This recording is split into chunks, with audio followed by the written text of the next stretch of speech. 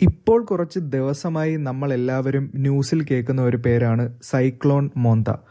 Bay of ബംഗാളിൽ രൂപപ്പെട്ട് ഇപ്പോഴും ആക്റ്റീവായി തുടരുന്ന മോന്ത ആന്ധ്ര, തെലങ്കാന, ഒഡീഷ എന്നീ സ്റ്റേറ്റ്സിലൊക്കെ വലിയ നാശമാണ് ഉണ്ടാക്കിയത്.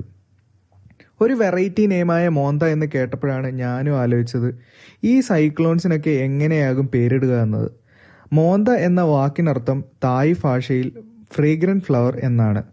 തായ്ലൻഡ് ആണ് ഈ സൈക്ലോണിന് മോന്ത എന്ന പേര് നൽകിയത്. സൈക്ലോൺസിന് പേര് നൽകുന്നതിൻ്റെ ഉദ്ദേശം തന്നെ കമ്മ്യൂണിക്കേഷൻ വളരെ എളുപ്പമാക്കുക എന്നത് തന്നെയാണ്. കടലിലുണ്ടാവുന്ന ഇത്തരം കാറ്റുകളെ വേർതിരിച്ചറിയാനായി മീറ്റിയോറോളജിക്കൽ ഡിപ്പാർട്ട്മെൻറ്റ് ഉപയോഗിക്കുന്ന ഒരു ടെക്നിക്കാണിത്. എന്നാൽ ഈ സൈക്ലോണുകൾക്ക് വെറുതെ ഒരു പേര് അങ്ങനെ ഇടാൻ സാധിക്കില്ല. ബേ ഓഫ് ബംഗാളും അറേബ്യൻ സീയും അടങ്ങുന്ന നോർത്ത് ഇന്ത്യൻ ഓഷ്യനിൽ രൂപപ്പെടുന്ന സൈക്ലോണുകൾക്ക് പേരിടുന്ന ചുമതല വേൾഡ് മീറ്റിയോറോളജിക്കൽ ഓർഗനൈസേഷൻ്റെ ഭാഗമായ 13 രാജ്യങ്ങൾക്കാണ്. പേരുകൾ നിർദ്ദേശിക്കുമ്പോൾ പാലിക്കേണ്ട ചില ഗൈഡ് ലൈൻസും ഇതിൻ്റെ കൂടെയുണ്ട്. പേരുകൾ ഷോർട്ട് ആൻഡ് സിമ്പിൾ ആയിരിക്കണം. അതിന് പൊളിറ്റിക്കൽ, റിലീജിയസ് അല്ലെങ്കിൽ പേഴ്സണൽ റെഫറൻസസ് ഒന്നും ഉണ്ടാകരുത്.